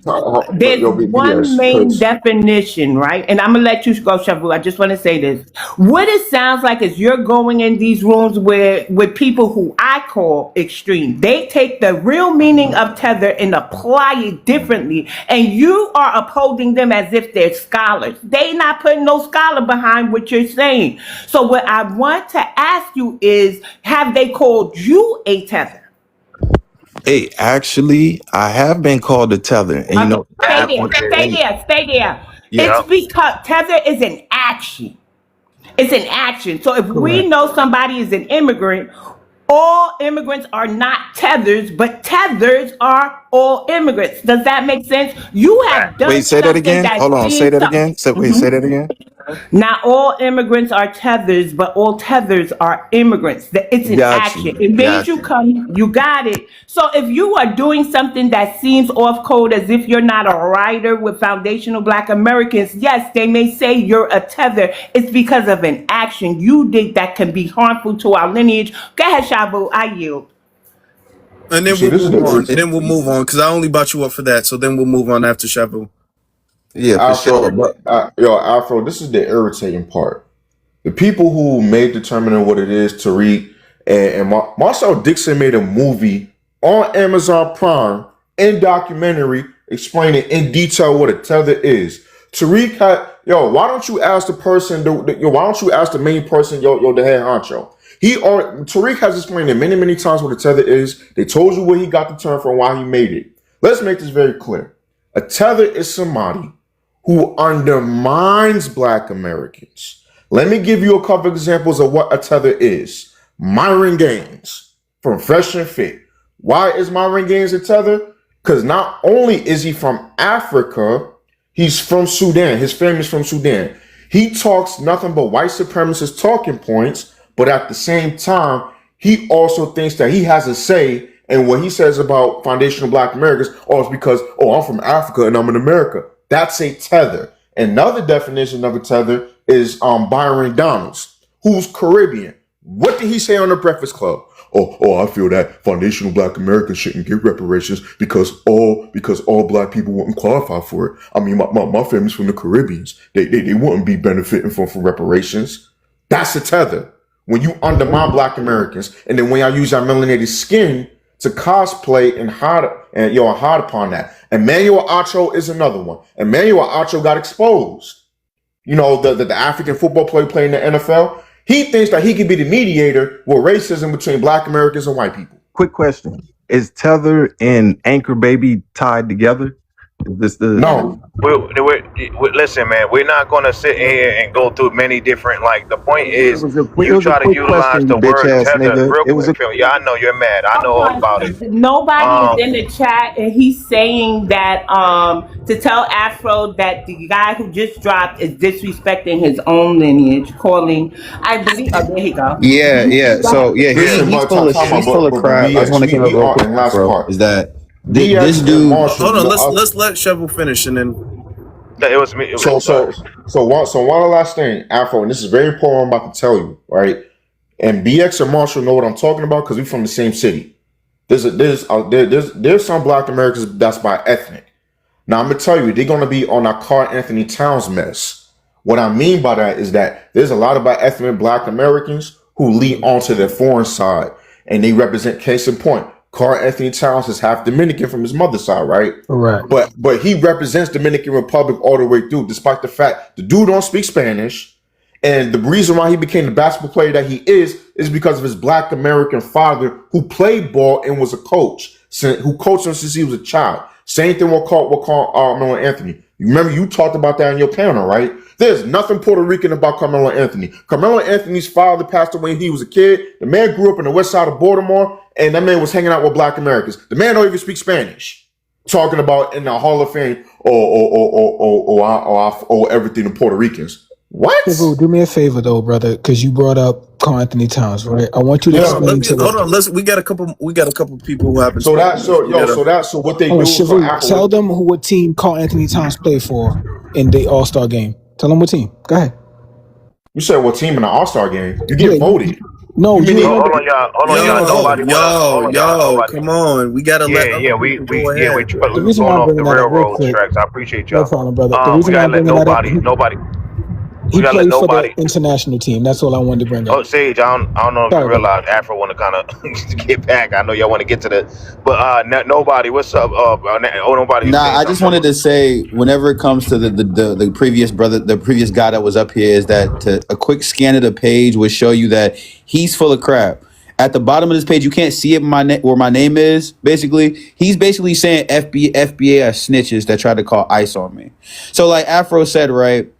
You got to give a lot of these people time, and also the BS they lead in with their pages, because I kind of called that out from Afro from the beginning, because he asked a disingenuous question. Can I say one thing real Go, quick? go ahead, Yeah, man. yeah. Hold on, family. No, Let me. you cannot. Oh, No, yeah, it's I'm gonna not yeah. your drop an ox turn. out. No, it's Yeah, not. yeah. Okay, we're Well, gonna have to get some family. order here. Yeah, yeah. Well, when it My come bad, my down to bad. this, I want us to understand that when Afro calling you, then we come off your mic, family. That's not where everybody's going to start jumping off. Let's wait till Afro calling you. I know we want to respond, and there's nothing wrong with that. But let's keep some order and decorum here, because remember, this is being recorded. So when we all Of talk course, over sorry each guys. other, people can't hear the playback. So just do me a favor, just wait. Afro got you. You can say, "Hey, Afro, can I say something real quick?" Afro would say yes or no or maybe so, right? So that's all we ask you. Just some decorum. I appreciate you. Yeah, Absolutely. thank you. All right, appreciate. Let's get to uppity. We can have an open panel in a little bit, but we just got to make sure everybody has spoken at least one full time first. Okay, Hey Afro. how you doing? I'm nervous. I push myself to come up here in the name of Brother Minister Malcolm, but I am nervous to be here. I want to mosey up onto the prompt here and start with what we were already discussing. So tether. We all did a great, or you all, the panel, peace to the panel, peace to the mods, chat, everybody. Everyone did a great job defining the part of tether that is undermining, right? It's a two-pronged definition. There's the undermining, and then there's the root word of the word tether, which means to attach. And some of the most egregious form of tethering is when you attach yourself to the history, lineage, political struggles of our people to access our reparations or political representation, XYZ. So for example, when you have Africans and different people, we covered this already, people saying R&B or hip hop came from West Africa or whatever it is, not acknowledging our culture, basically the erasure, that is tethering. And BX put it in a great way where she said, tethering is not what you are, it's what you do. It's not what you are, it's what you do. So we're not going to go there about Malcolm X. And it's a really disappointing thing to see such a sacred conversation about an ancestor kind of devolve into what that person came up here and did. So kudos to whoever dropped him. But what I wanted to say in regards to the prompt, what would Malcolm X say about today's time? So first, I believe that he would be for the delineation movement because I study Malcolm X. I have a book on the last speeches of his life, the last year of his life, and of course, his very famous autobiography. So all of these books I have read. I have been on Malcolm X since I was 8 years old. So he is my introduction to the movement. And like someone else on the panel said, he gave birth to Afro Elite. He gave birth to Jason Black. He gave birth to Tupac Shakur. And so many of us, we are his sons. So I would say he would be for the delineation movement because we know if you study Malcolm X, he is a man who evolves based on what he knows at the time. Right. So there were people in the chat saying, oh, well, you can't speak for, Malcolm X because he's not here. And I would just say this, right? there was a time where Malcolm X wasn't Malcolm X, he was Malcolm Little. And had he been cut down in his time as a child, you would never have gotten to Malcolm X. You would have only gotten Malcolm Little. And had he been cut down before he became Malcolm X, he would have only ever lived to become Detroit Red. So he would have died in whatever, or unalived in whatever conditions he was before he was incarcerated. So you couldn't be asking these political, questions if he was in that position. So of course we have a Malcolm who was not cut down as Malcolm Little, who was not cut down as Detroit Red, who was not cut down as Malcolm X, who was cut down as Alhaj Malik al-Shabazz. And so if he were allowed to live longer, it is my position as a person who has loved and studied him and his wife and his family that he would indeed support the delineation movement because of all of the decades of research and knowledge and historical events that we have of what Africans and Caribbeans have done when it comes to the foundational Black American. All of the selling out, all of the quote unquote tethering that we have dealt with. I think there was a point where Malcolm was a bit bright-eyed and bushy-tailed about a few things. I believe that he was a perfect messenger. And after leaving the Nation of Islam, his message may not have been as perfect, but he was working out the kinks as a man whose life was under threat. And in the middle of working out all of those kinks, he was cut down. And so had he been able to evolve, I do believe there are conversations that Nipsey Hussle has had, that Tariq Nasheed has had, that Malcolm would tip his hat to. And as far as what his greatest goal would be, in my personal opinion, and this is a controversial opinion, I believe he would be seeking, and I mean the greatest goal. So maybe a lesser goal would be, we talked about a HATE crime bill. You hear this on Tariq Nasheed all the time. I believe Malcolm would support political engagement towards those ends. However, I believe that his main goal would be a two-state solution for the foundational Black American nation within this nation. His father was aware of Marcus Garvey and may have even been a Garveyite, whatever, aware of these things, but Malcolm was not a Garveyite. Why? You got to see what kind of a scam that was, that Back to Africa scam, that Liberia scam. You got to see what that turned into, the federal mail fraud, you got to see what that turned into. And this is a learned man. This is a man who reads books. This is not a man who just, I'm going to skim this article. I'm going to red ball this video. No, this is a person who will lick his finger and turn pages. So his ultimate goal, I believe, would be something to the degree of a two-state solution, the way they talk about the small hat nation and the watermelon colored nation. I don't want to say the names because we left TikTok shop. And I also believe that he may, this is so controversial. I believe that he may have had an opinion about segregation, maybe not to the fullest extent of the law, but towards some end, because there were undeniably successes and protections that we had when we were our own community. And I'm going to land there and thank you all for allowing me to do this.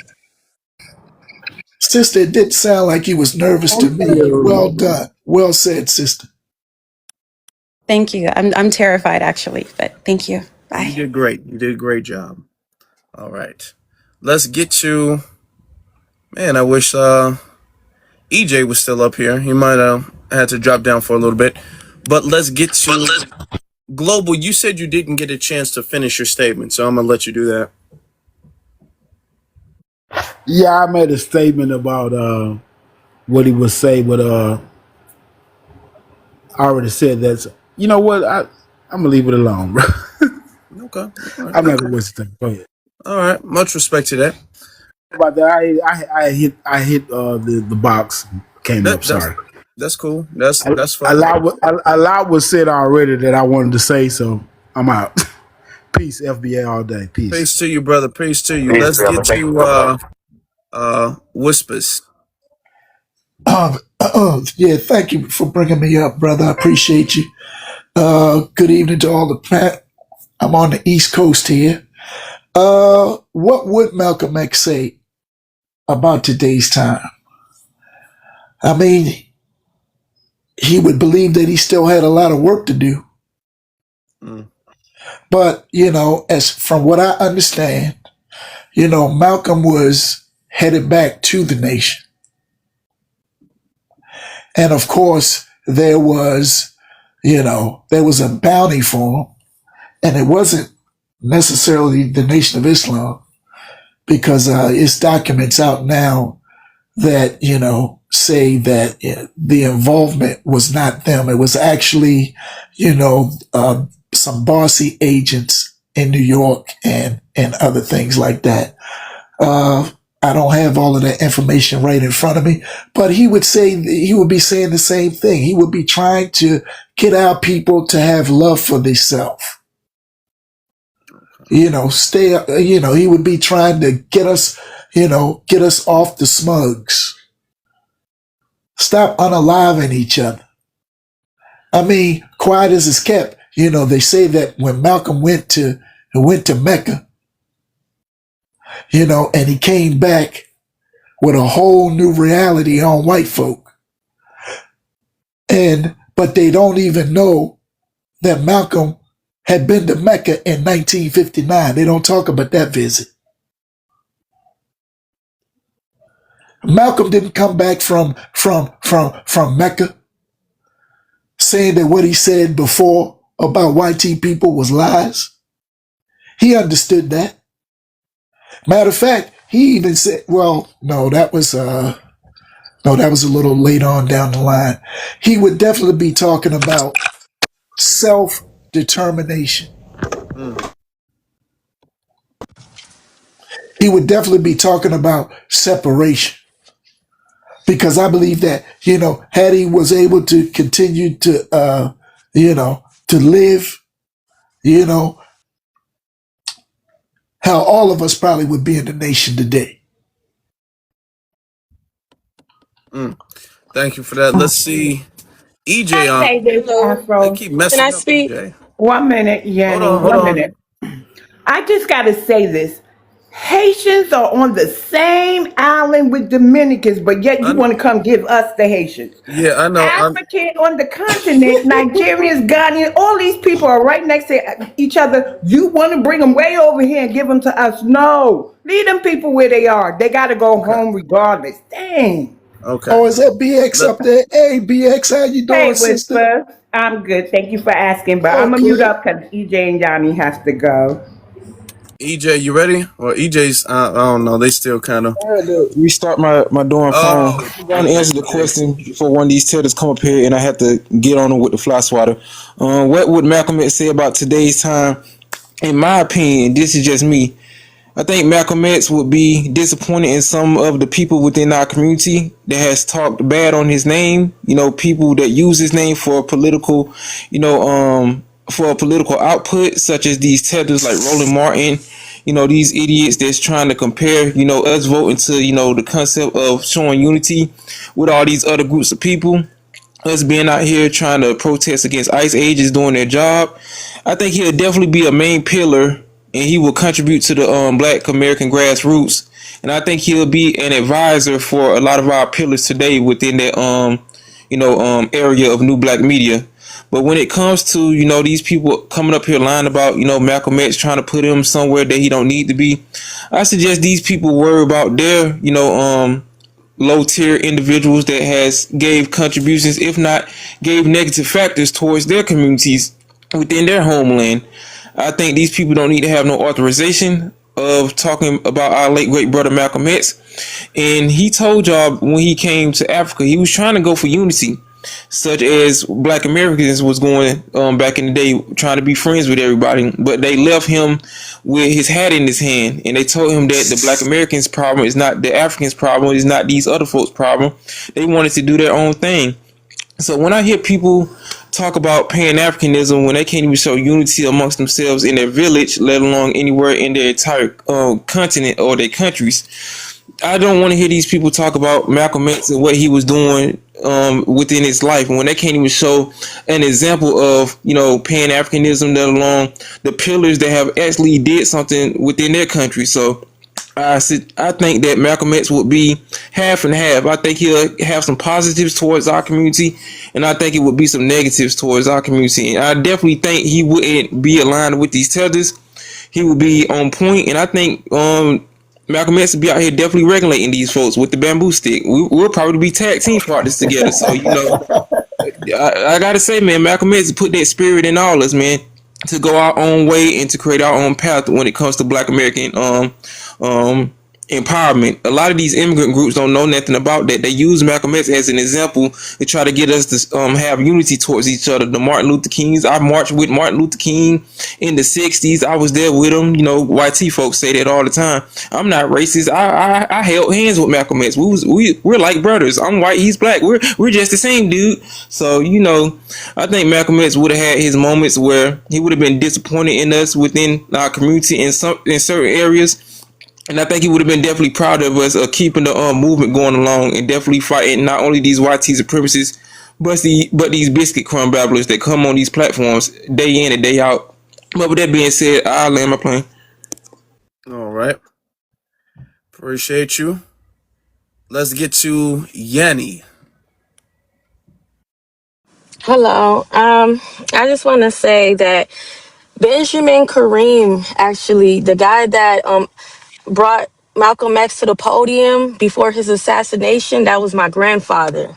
And Malcolm X, oh, I be trying to ask my family members, like what happened really to Malcolm X, because he was in my grandfather was in the Spike Lee movie and he wrote books and stuff about Malcolm X.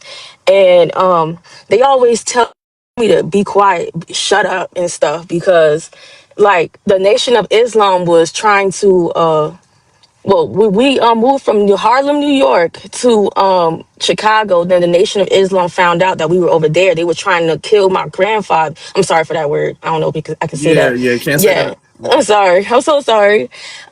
And then we moved to Virginia because the government actually gave us a house. And I'll be trying to like ask questions to my family that I'm not really around right now. I'm in a different state, and they always like get real serious and angry. Like, don't ask questions and stuff. But if you look it up, even on the yeah, you could look it up. He passed away in 2004, but my name is on there. My name is Yanis. And even now, I'm seeing that there's like, they're trying to get money from this situation, like what really happened to Malcolm X. And like, my family kind of knows what happened to him a little bit, but they don't really tell me or nothing because of how we had to run away from the Nation of Islam. It was just, I had a weird life on one of my sides of family. Malcolm X actually grew up in Harlem, and my grandfather actually stayed in the house with them. And there was just, I don't really ask questions to my family. I just now like realizing, whoa, my grandfather actually was in that movie Spike Lee and all this. I'm just now like doing research and stuff for myself. Let me If ask you, Malcolm X, oh what sorry, what was your grandfather's name again? Benjamin two-time Kareem. Okay, thank you. You're welcome. And when you watch the movie and you see him bring out Malcolm X on the podium, and you watch my grandfather look at his lifeless body on the ground. That was my grandfather. If you watched the Spike Lee movie, you'll see him right in that movie. And yeah, my family get it like real like hostile when I start asking questions. I still want to ask questions because like there's money on the line. People are trying to figure out what happened to this man. And I really want to go and talk to somebody, like somebody with a big platform, to let them know like, hey, there's some people that still exist that grandchildren of what have happened. Like I need to go and like my father Jamal Kareem, he could even tell you more about it. Yeah.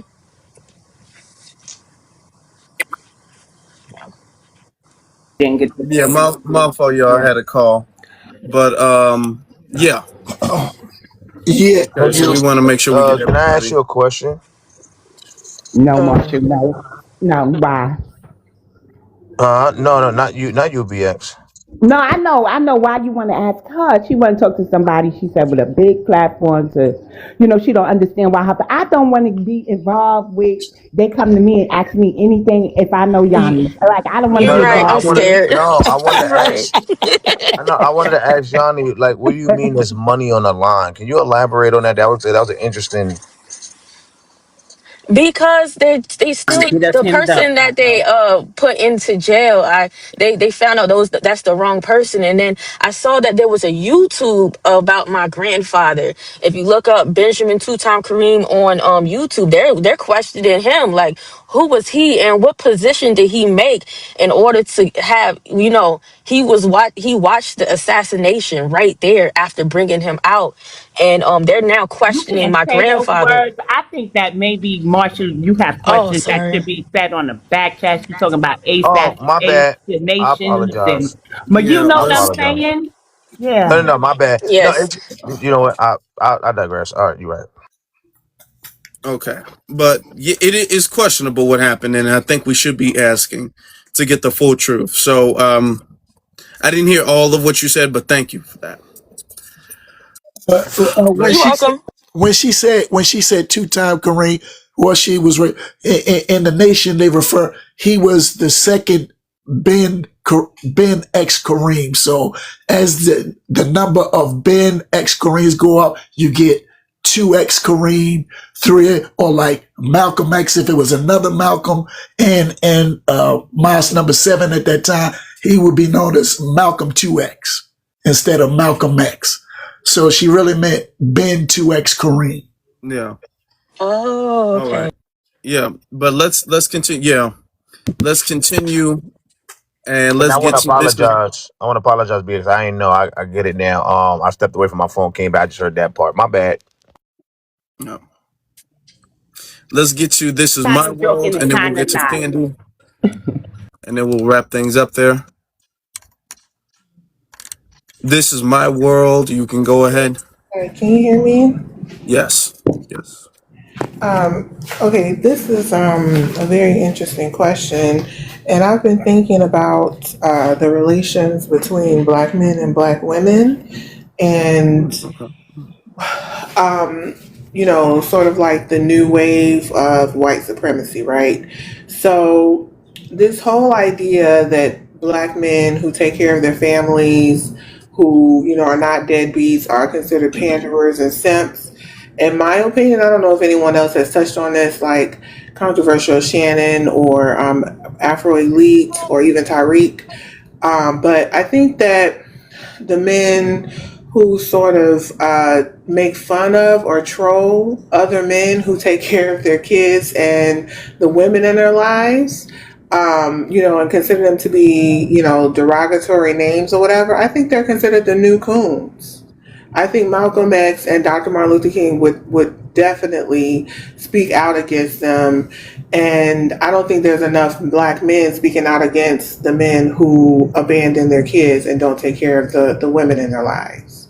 That's Okay. my Well, opinion right now. I don't know if okay. anyone else I would agrees with agree. that. I would agree, but I don't see where black men are making fun of men for taking care of their kids. I don't like. I've never actually heard somebody be like First time. insult somebody for taking care of their children. So Okay, or so spending time what's the with their kids, definition or of I'm not. a panderer? What's the I, definition of that?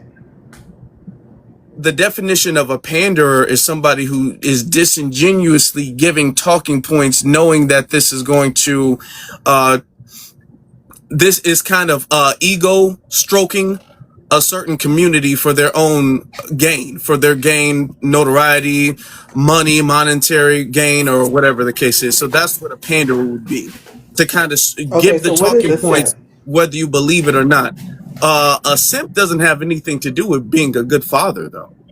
But a simp is as a man, and this, to be brief with it, a simp is a man who overcompensates with the fact that he feels like women are not naturally interested in him, so he goes out of his way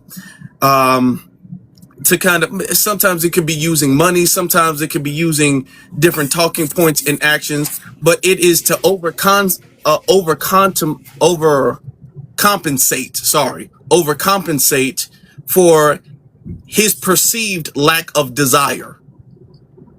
Okay, so I appreciate you clarifying that definition. So let me reframe my point. The fact that there's an epidemic of, not just DV, but of deadbeats in our community that's really not been addressed a lot by a lot of men who are not deadbeats.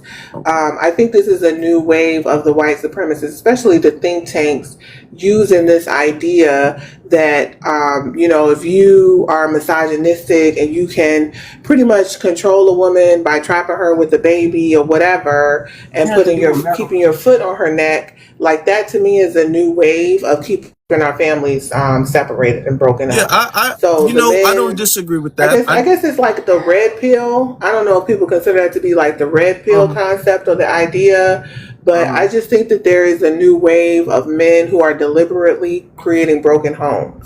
Well, And What does this have to do with hold Malcolm? on. You know, I don't disagree with that. I don't think Malcolm X would at all in any shape, form, or fashion advocate for men doing that, for men creating broken homes, for men not being who they are supposed to be, okay? Not respecting their women, not respecting children, not looking after people. I don't think Malcolm X would approve of that at all. I agree with that. I also would add that I don't think Malcolm X would agree with the modern day feminist movement. I don't think Malcolm X would agree with women saying that they shouldn't have to listen to their husband and to the men in their life and they can't be told what to do. I don't agree with that either. Let me be very clear. I do not agree with the feminist ideology it's at not just the all. men he would disagree with when it comes to family Yes, dynamics. He would disagree with I men totally agree and with women when you. it comes to the family dynamics. So Yes, there's I it think that we so just. so yeah, Mhm. he would speak against deadbeat fathers, but he would also speak against women who are having multiple children by multiple men that they're not married to. So I I think totally that agree there's with a lot you. of there's a Hold lot on, man. that She's Malcolm talking. X would disagree with. All right. I think that also to add to your point, I think that you know how drugs flooded our Whoa, communities, whoa, especially whoa. like Hold here on, in ma'am. Okay. Indiana, Ma'am. Okay. Thank you. which Thank you. Yeah, ma'am. You I can't say was certain words, and you're doing that. I'm Okay, sorry. Yeah. I'm hold new to on. this. I'm I'm And going we to so have mute sorry. I to did we not you. have mean to to I'm let going say to other mute that. people her. go ahead and speak So though. 1 minute, 1 minute this. So we are kind of pressed for time. And so I just want to say this. Um, Black Americans, foundational Black Americans do have problems or issues within our community, but we also have surveys, Pew Research and things of that nature and studies that say Black American men are the most active fathers that there are out of all ethnicities. So, yeah, we have our issues, but we are working towards them. We don't deny it. As Afro said, Malcolm would address everybody, from the feminists to the men who are deadbeats. He would address the Caribbean who primarily keep up colorism when Black Americans are trying to get over it, and who keeps up the red pill, passport bro, and all this other mess that we get confused for. So when people are saying black men don't and black men this, what type of black men? Because our black men are being thrown under the bus for stuff that they have been working on diligently. So, yeah, I just wanted to put I that out agree. there. And here's the thing. I don't, and I'm not saying you're doing it, but this is what is coming off as. I don't like when people try to kind of weaponize him, be all like Malcolm X would be calling out black men, or Malcolm X would be calling out black women, or no, Malcolm X would be calling out any type of nonsense, any type of off code behavior, any type of anything that goes against the progression of the community. He would be calling anybody and everybody out. Okay. So yeah, he would, but he would call. So the thing is that they would want him to call out the people that they want to be called out, but they wouldn't want them to call him out. Okay, call them out. Okay, they want That him to part. point the finger at who they want the finger to be pointed at, but not to them. And Malcolm X would probably be pointing a lot of fingers to a lot of people, honestly, you know. And respectfully, he would do so in love. He would do so with the intention and the motivation of making improvement. Okay, he would be doing that. All right. Let's get to Candy. Hello, how are Mhm. you? Okay, so my brother Malcolm X, happy birthday. It's great days, our own personal holiday. We're going to celebrate him. I think what he would say today is that you are a chump if you keep voting for the Democrats and they're doing nothing for you. And you keep letting them play in your face while you watch them do something for everybody else. Even when they have power, they still don't do anything for you. Even when they have the House and Senate, it's still not your turn. I believe that Malcolm X would tell us that you're just a chump. Like, you've been hoodwinked, you've been bamboozled. It's time for you to stand up for yourself. I believe he would also speak to us allowing immigrants in our mix to muddy the waters. I think he would say, if you know who is oppressing you or what's going on, it's time to call it out. You can't be afraid. I believe that's where the ballot or the bullet comes from. I believe that was his intention, was you can't be afraid. Sometimes you have to be willing to stand for something. If you're not careful, the newspapers will have you Hing the people who are being oppressed and loving the people who are doing the oppressing. And I think he would stand on that 10 toes down, because look at who we are loving and look at who's being oppressed. And I be one. Black first to you. All right, we'll get to our sister Naturally Torah, and then we can start wrapping things up.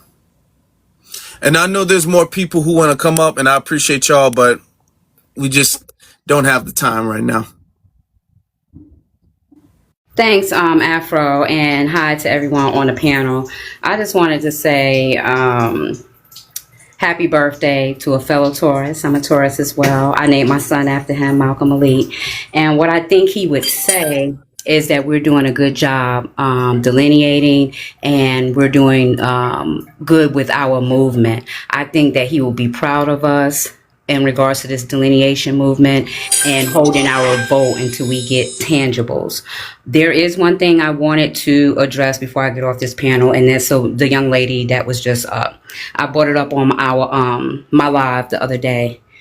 This gender war nonsense, see, because people try to act unknowingly and act like they don't know that they are bringing those talking points. We're not doing that, because we both equally have problems in our community. I see people trying to cause gender divides because Megan Thee Stallion, her man, broke up, and they trying to go after black men. Even when you were speaking, she kept interrupting, so we already know she don't listen to nobody. She not listening to no man. But the gender divides and the trying to just put it all on black men. Yeah, you got red pill dudes out here, but you got women doing things also. And that can go back and forth all day, us pointing fingers back and forth. We're not going to do that. We're going to fix our community collectively. And the people that want to be over there with the red pill, they're going to be over there. But don't try to come and be like, oh, Malcolm X wouldn't like the way the men are because he wouldn't like the women out here either. You know, I've seen women say that they going to divorce their husbands. They're going to be outside because Clay cheated on Megan. Malcolm wouldn't like that either. Malcolm wouldn't like the way some of these women dress out here. So we're not about to be pinpointing and bashing men because of a few passport bros and a few red pill people out here. We're not doing that in the community. So I just wanted to say that. And she obviously ain't listening to nobody because she didn't even listen to the host. But I hope you guys have a great day. Thanks for letting me speak. Yeah. And I wanted to be honest, that probably is going to be a topic we have soon, because there is a manufactured gender divide. And a lot of people use the quote where he talks about black women being the most disrespected, or he said the most disrespected group or demographic, either one of the words, are black women. And a lot of that is being used to be all like, you see, Malcolm X was talking about it back then and all that, right? Okay. That being the point, right? We also have to understand, and there is, because when she said the thing about men, I didn't disagree. I didn't push back. I didn't say, oh, no, men are doing great. Men are doing fine. I said, yeah, I'm pretty sure he would have a lot of contention for some men today. Okay. There's a lot of things that some men in today's time does that Malcolm X wouldn't agree with. That being the case, is a lot of women are not moving like Betty Shabazz. A lot of the women who use that and try to weaponize Malcolm X against black men, they do not look at Betty Shabazz. They don't take after her. They don't follow what she did. They don't. The women that Malcolm X showed respect for, they are not anywhere close to those type of women. Okay, but they want to utilize that talking point because they don't like the way men operate today. So I'm saying this to be as fair as possible, that he would have points of contention for both men and women. All right, and he would be very unapologetic with that. But with that being said, we gotta wrap it up because we short for time, y'all. Thanks for bringing me up, brother. Thank you everybody for coming up. Thank you everybody for the gifts, for the likes, the comments, the speakers who came up. I appreciate y'all. But we gotta wrap it up. I didn't even notice the time. Time got ahead of me, so we gotta wrap it up. Make sure y'all go to For the Culture on YouTube. Go to For the Culture. You said what? I want to say this to you, brother, because a lot was said about me earlier, specifically from that black guy, and I want to repeat what I said because I stand on everything I said. Afro Elite, Black Alpha, Jason Black, Khalid Muhammad, all of these guys stand in the steps of Malcolm X. All of them were inspired by Malcolm X. I'm well aware of what Elijah Muhammad did for Malcolm, but a lot of these people today take from Malcolm X, and a lot of them learned, and he was their spiritual teacher. And Afro was up here today. I can call Black Alpha tonight, and they will both tell you that Malcolm heavily influenced them. So I didn't get to rebuttal the dude that was up here when he was up here, but because he said that tweet about me as well, or what a tweet, whatever. So I just wanted to address that. And yeah, shout out to you, brother. Thank you very much, Sage. I appreciate that, and that's 100% correct. Appreciate that. Y'all make sure y'all go to For the Culture on YouTube, the YouTube channel For the Culture. And if you guys are watching from For the Culture, thank you. I appreciate you. Thank you very much for that. All right. You all have a good night. BX, can you close us out, please? Sure, I thought you was going to try to get away from the question. So, I got to ask you, Afro, when are you coming back live on TikTok again? We've been on such a roll, haven't we? Haven't we been on a roll? I want to come back tomorrow, but if not tomorrow, Thursday for sure. Okay, Thursday. Yeah, I'm free all weekend. And I gotta say this, all divine honor to the great ancestor Malcolm X. This was a really good live. Some people could have took it left. Some in the chat was getting on my nerves. Stop with the aha moments and listen to us so you won't embarrass yourself in the next live, because the next set of foundational Black Americans, another panel won't be so nice to y'all. But yeah, that's it, Afro. I won't make no long speech. All right. Well, you all have a good night. You too.